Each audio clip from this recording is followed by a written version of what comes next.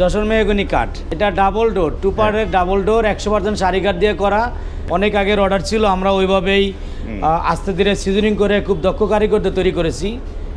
এত সুন্দর নিখুঁত ফিনিশিং করা হয়েছে, মনে হয় যে লেকারের মতো। ডাবল ডোরটা বিক্রি করেছি ভাইয়ের কাছে 20,000 টাকা।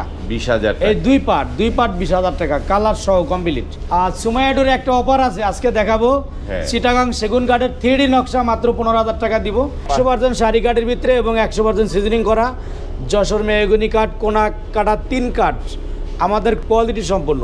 তোমার এই ডোরটা বানিশ সহ, এটার মূল্য আসছে আপনার 11,500 টাকা।